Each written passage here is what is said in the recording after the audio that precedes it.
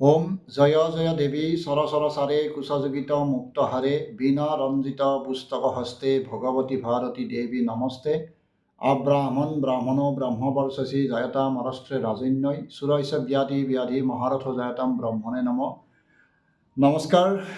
আজি পুনৰ ওলাইছোঁ বিদ্যাৰ্থীসকলক উপকৃত কৰিবলৈ। তেওঁলোক যদি উপকৃত হয়, সন্মুখত যিহেতু পৰীক্ষা, চূড়ান্ত পৰীক্ষা বৰ্ষ চলি আহি আছে, আগন্তুক দিনত আৰু কিছুদিন পিছতে বিদ্যাৰ্থীসকলৰ মেট্ৰিক পৰীক্ষাৰ্থীসকল বা হাই ছেকেণ্ডাৰী পৰীক্ষাৰ্থীসকলৰ নিচেই ওচৰ আহি পালে পৰীক্ষাৰ আগত তেওঁলোক আধ্যাত্মিকভাৱে কেনেদৰে শক্তিশালী হ'ব পাৰে তাৰ উপায় এটা দিবলৈ আজিৰ এই ভিডিঅ'টো নিৰ্মাণ কৰিছোঁ।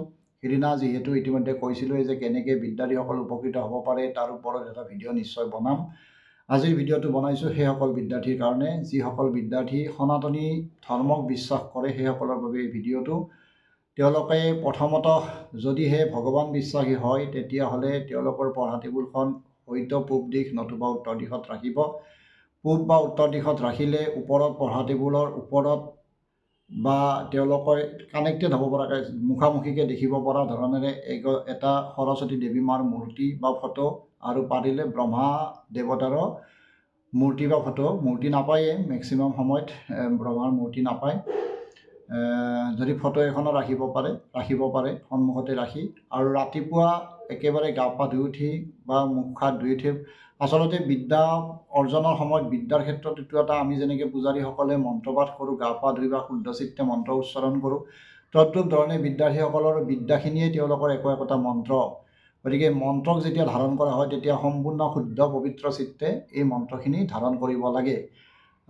ৰাতিপুৱা উঠিয়ে যদি পাৰিলে বিদ্যাৰ্থীসকলে ৰাতিপুৱা উঠিয়ে মুখ হাত ধুই বা নিত্যকৰ্ম কৰি উঠিয়ে গা পা ধুই উঠি সুন্দৰকৈ ভগৱান এই ব্ৰহ্মা আৰু সৰস্বতীৰ ফটোগছিৰ ওপৰত এনেকৈ ধূপ এগছি কি ঘূৰাব, আৰু একান্ত মনে দেৱী সৰস্বতী মাক আৰু ব্ৰহ্মা দেৱতাক পাৰিলে 108 বাৰ তেওঁলোকক স্মৰণ কৰিব। সৰস্বতী দেৱী মাৰ মন্ত্ৰ একেবাৰে সংক্ষেপকৈ কৈছোঁ, ঐং সৰস্বতী দেৱ্যৈ নমঃ, ঐং সৰস্বতী দেৱ্যৈ নমঃ, ঐং সৰস্বতী দেৱ্যৈ নমঃ, এনেকৈ 108 বাৰমান পাৰিলে দেৱী মাৰ ভৰিৰ পৰা মূৰলৈকে ইমেজিন কৰিব বা সুন্দৰকৈ তেওঁক স্মৰণ কৰিব, একান্ত মনে ভক্তি সহকাৰে তেওঁক স্মৰণ কৰিব।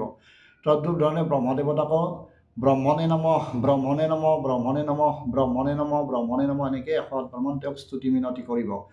আচলতে কোনো সকলো দেৱ দেৱতাৰ পূজা থাকিলেও ব্ৰহ্মাৰ পূজা নহয়। এইকাৰণেই নহয়, ভগৱান ব্ৰহ্মা গোটেই বিশ্ব ব্ৰহ্মাণ্ডৰ সৃষ্টি, শান্তি আৰু জ্ঞানৰ দেৱতা, তেওঁ সকলোৰে অভিভাৱক। ব্ৰহ্মাক পূজা কৰা নহয়, জ্ঞান বৃদ্ধিৰ বাবে ভগৱান ব্ৰহ্মাক সাধনাহে কৰা হয়। সেই সাধনা অতি উচ্চ পৰ্যায়ৰ সাধনা হ'ব লাগে। বৈদিক ক্ষত্ৰিয় ৰজাসকলে ব্ৰহ্মাক সাধনা কৰিছিল বিশ্ববিজয়ী হ'বৰ বাবে। সেই দিনত ঋষিসকলে জ্ঞানৰ বাবে সৰস্বতী নদীৰ পাৰত ব্ৰহ্মাক উপাসনা কৰিছিল।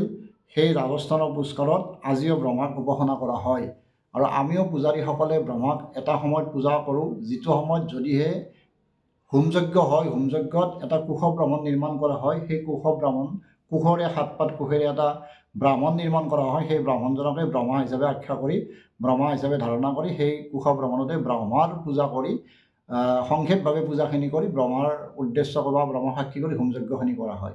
আচলতে ব্ৰহ্মা হৈছে জ্ঞানৰ প্ৰতীক আৰু সৰস্বতীও জ্ঞানৰ প্ৰতীক। গতিকে দুয়োটা জ্ঞানকে, আমাৰ যেনেকৈ পুৰুষ আৰু প্ৰকৃতি অবিহনে সৃষ্টি নহয়, তদ্ৰূপ ধৰণে জ্ঞানৰ ক্ষেত্ৰতো প্ৰকৃতি হৈছে দেৱী সৰস্বতী আৰু পুৰুষ হৈছে ব্ৰহ্মা।